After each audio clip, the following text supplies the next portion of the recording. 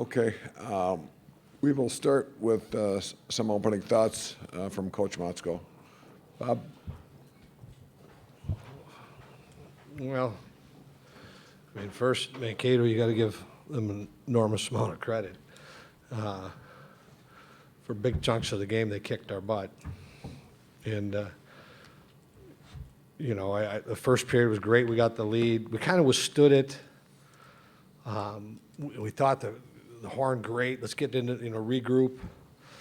And then we made a couple mistakes in the second period, everything that they scored exactly how, we knew we had to defend. And then we were chasing the game. And we made it close a couple of times. Benny had a great chance, 30 seconds into the third period, point blank, they stop, and then they score a minute and a half into the third, and that was it. It was over. But I'm so proud of our guys. I mean, this was a terrific group of guys we had. This is not indicative of what the season we had. We had a terrific season, terrific team. We just ran into a really good hockey team tonight. All right, questions for the players? Start with questions for the players. Jess? Jess Myers from the Rink Live. Bryce, how big do your eyes get when you turn that puck over and you see there's nobody back there except you and Matt? Yeah, I kind of saw Matt out of the corner of my eye turn around, and I knew I kind of had to get him involved. That was kind of our only way of beating the goalie, and kind of getting him to move laterally was something that we kind of harped on a little bit, and it was a big opportunity, especially being our first shot of the game. I don't know, kind of being able to crack him early, kind of kept us in it for a while. Okay, further questions for the players in the back there, Dan? Dan Rubin from U.S. College Hockey Online. Guys, the defensemen had produced the majority of the shots by the team tonight. Just when shots are limited or you're playing a stingy defensive team, how important is it, or how important was it for them to be able to get involved and help you generate the offense against the defense? Knies?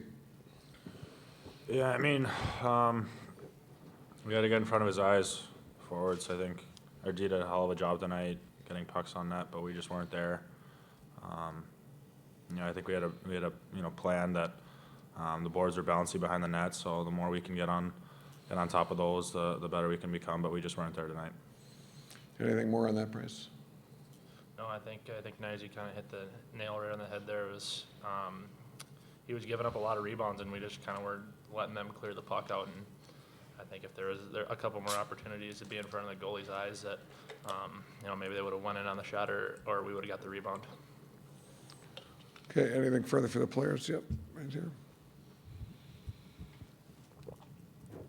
Yeah, for either players, Josh Seawing, College Hockey News. What exactly changed, it seemed, in the second period? Was it just the momentum swing, or was it just an adjustment that Minnesota State had? Because it seemed like you guys had some chances in the first. After that, they kind of dried up. Bryce? Yeah, I think like Coach said, we were kind of just hanging on the first. That goal kind of kept us in it, but I think that they were a really good team, and I think that they controlled the game a lot that entire game, and nothing really switched. They just sort of got a couple of bounces, and like Coach said, we made a couple of mistakes, and they're a team that capitalizes on those. So, just a couple of mistakes by us, and them jumping on it. Okay.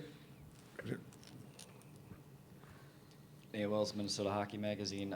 Bryce, for the season, you guys have been able to come back a lot of times, just been able to dig deep, and got somewhere at the Frozen Four where the program hasn't gotten to in 8 years. Just what does it mean to get to this point? Just what does it mean? Like, what do you are you able to take away from the season? It's just a special group. There's nobody else in the world that I want to be here with, and we knew from the beginning that we had the group to be able to do this, and even at the beginning of the summer, when everyone was kind of getting here, we were all super excited for the season, super anxious to kind of get going, and we kind of had a rocky start at the beginning of the season, and Justin Close stepped up huge for us. He was kind of the anchor for our team. He was unbelievable this entire season, and a lot goes out to him, his play, and but overall, it's just a fun group of guys to be at the rink with every single day. Okay, we good here? Okay, one more, Jess.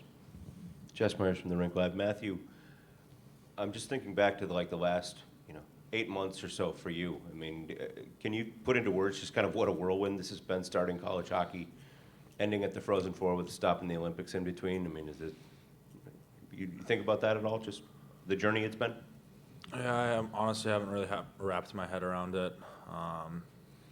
This one stings right now. This is what's stuck in my head. But no, I think it will settle in later in the future that, this was the best year of my life, honestly. This was the most fun group I've been a part of, and I'm damn proud to be a part of this team. Okay, guys, thanks much. Appreciate it. We will continue on with your questions for Coach Motzko. We'll also, outside Klaus Myers and Johnson will be available for the Gophers right around the corner. If you're interested there, please know that. Questions for Coach Motzko? John? Yes, thank you, Coach. John Powers, Boston Globe. You guys had no one that's ever been in the Frozen Four. They have a whole bunch of guys that were in one last year and within a goal of the final. How much does experience being here help? Well, I'm sure it does for them. I know we gained experience last year in the tournament, and to be in 2 region finals and then pop our ticket this time. They're just a grizzled, old veteran team. I mean, at every position. And I was okay with it at the end of the first period. I mean, I'll just go to that. But then their top guys really didn't, hurt us. I mean, their glue guys on the other lines kind of created some things for them because no matter what, whoever plays them, you're gonna have to weather some storms. And we were doing it that little spurt in the second period, and then it was not a fun game for us to chase. And their experience, I'm sure they're just an old grizzled team, and exactly how we watched them play in our film breaking down is exactly how they played tonight, and it's exactly how they're going to play on Saturday. Okay, okay, Dan? Dan Rubin from U.S. College Hockey Online. Coach, the other day, both coaches, you and Coach Hastings, talked about full sheet play. What was it for Minnesota State that just kind of presented to Minnesota to play up into the neutral zone, into the offensive zone that they were presenting that was just difficult to get in front of? It's their forecheck. They put on they're relentless on the forecheck. We felt we had they're going to hem you in, but we got free the one time in the first. We thought we could get behind them a couple times. You spend time defending in your zone, and then you ice the puck, or we dump it, and then we'd have to change. There's just too many minutes of too much time like that where you just spend your time defending, dump, and then you got to change. And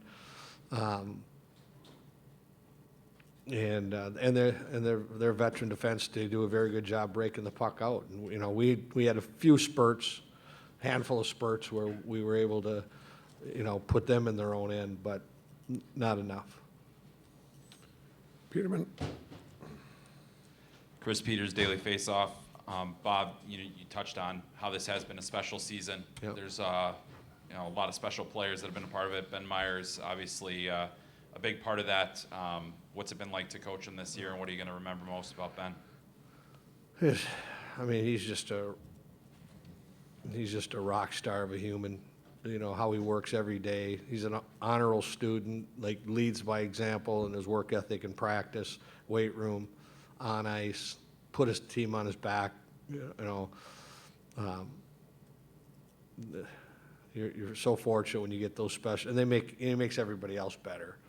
And he's truly one of the class acts in college hockey this year. And and I know he won't be back with us next year. At his age, it's time to go, and I get that with him.